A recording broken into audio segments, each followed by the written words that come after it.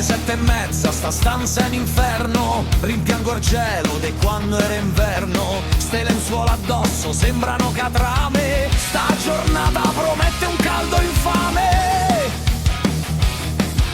La sveglia martella, la testa in officina e il sudore cola già dalla mattina. Faccio una doccia ma l'acqua è bollente. La volontà mia ormai è inesistente. Per strada e l'asfalto se piega, il sole è un tiranno, de noi se ne frega. L'aria è in impasto de fuoco e cemento, ogni respiro me sento più spento. Le macchine per strada sembrano altoforni, se ce vuoi entra dentro devi aspettare 2 giorni. La città in deserto de specchi e lamiere, e stavo soltanto alla prima preghiera.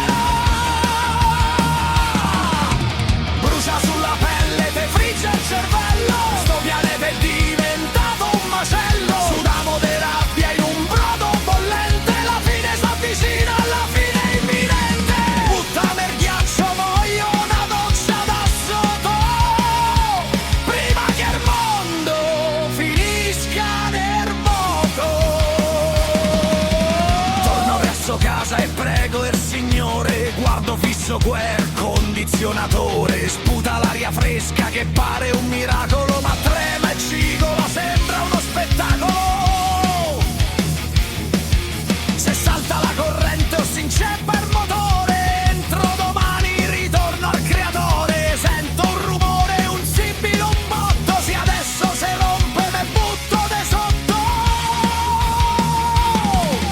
Una volta sognavo le spiagge dorate, mo maledico ste calde giornate. Voglio il polo nord, una banchisa gelata, prima che la pelle me venga bruciata. La bava alla bocca, l'asfalto che fuma, la rabbia me sale, il cervello fa schiuma.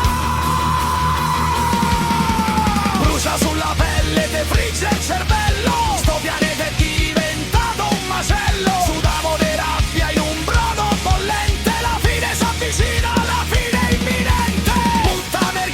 Voglio una doccia da sotto, prima che il mondo finisca nel vuoto.